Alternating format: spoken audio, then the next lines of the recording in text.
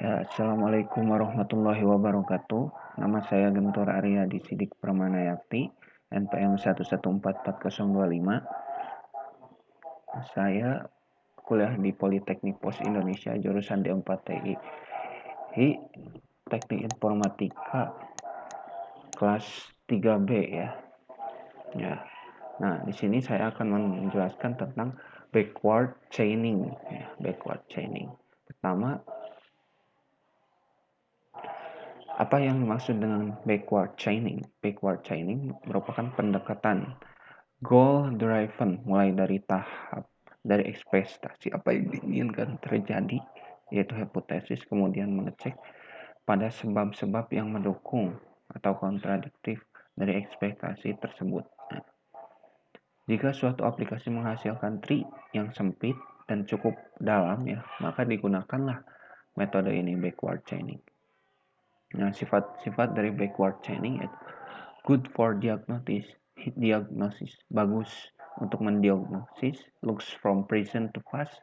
Jadi cara pandangnya dari present, dari waktu sekarang kepada masa lampau, work from consequence to antecedents, is goal driven, top down reasoning, work backward to find facts to support hypothesis, dan yang lainnya. Nah, kemudian program ini dimulai dengan tujuan goal yang diverifikasi apakah bernilai true atau false. Kemudian melihat rule yang muncul mempunyai goal tersebut pada bagian konklusifnya. Nah, mengecek pada premis dari rule tersebut untuk menguji apakah rule tersebut terpenuhi, yaitu bernilai true. Nah, pertama ya, dicek dulu apakah ada assertion-nya ya. Jika pencarian itu gagal, di situ gagal, maka S akan mencari rule lain yang memiliki konklusi yang sama dengan rule pertama tadi. Nah, tujuannya adalah membuat rule kedua terpenuhi atau satisfy. Proses tersebut dilanjut sampai semua kemungkinan yang ada telah diperiksa atau sampai rule inisial yang diperiksa dengan goal telah terpenuhi. Jika goal terbukti false, maka goal berikut yang dicoba.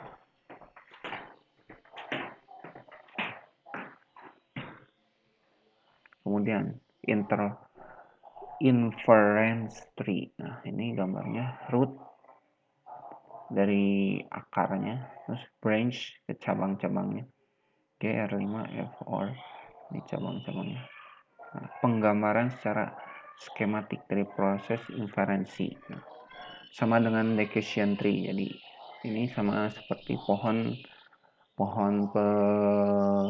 decision, pengambilan keputusan. Inferencing tree, traversal advantage, keuntungannya panduan untuk explanation why and how. Fungsi dari inference engine.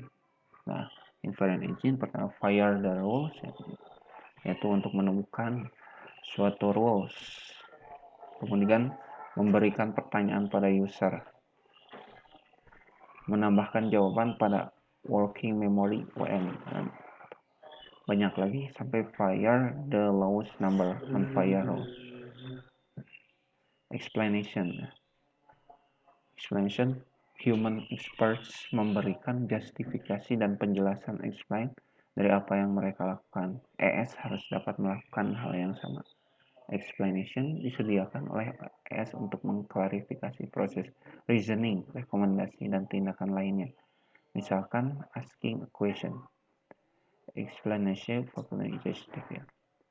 Kemudian tujuan dari explanation yaitu membuat sistem menjadi lebih intelligible, menjelaskan situasi yang unanticipated, situasi yang tidak terantisipasi. Nah, kemudian memuaskan psikologi user atau social needs, yang keperluan sosial. Klarifikasi dari asumsi yang diperoleh pada saat sistem operasi itu mengatur sensitivitas analisis. Kemudian Explanation dasarnya. Pertama, why. Why, mengapa? Sebuah fakta dibutuhkan. Pertanyaan why dapat diajukan oleh user saat diberikan sebuah pertanyaan. Untuk dijawab untuk mengetahui alasan mengapa informasi itu diperlukan. Kemudian, contohnya, komputer, berapa pendapatan Anda per tahun? Klien, why? Komputer akan merespon dengan menunjukkan rule 2. Tetapi secara ideal jawaban komputer harus bisa sebagai berikut. Untuk mengecek R2, saya ingin tahu apakah pendapatan Anda per tahun di atas, misalkan $40.000. Jika itu benar, saya akan membuat kesimpulan karena Anda berpendidikan pada level college dan sebaiknya berinvestasi pada saham pertumbuhan. Kemudian how. How menjelaskan bagaimana suatu konklusi, suatu kesimpulan atau rekomendasi yang diperoleh. Nah, sistem sederhana hanya pada konklusi final terakhir. Sistem yang kompleks menyediakan chain rules yang digunakan untuk mencapai konklusi.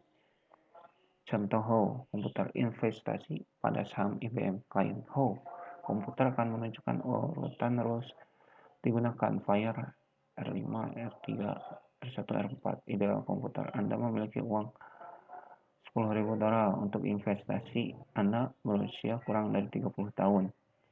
Ya, usianya kurang dari 30 tahun. Kemudian mengacu pada R4 bahwa Anda berpendidikan pada college. Untuk investor muda seperti Anda ingin berinvestasi pada bidang saham pertumbuhan, maka saham IBM adalah pilihan yang terbaik. Nah, sekian dari saya. Akhirul kalam, assalamualaikum warahmatullahi wabarakatuh.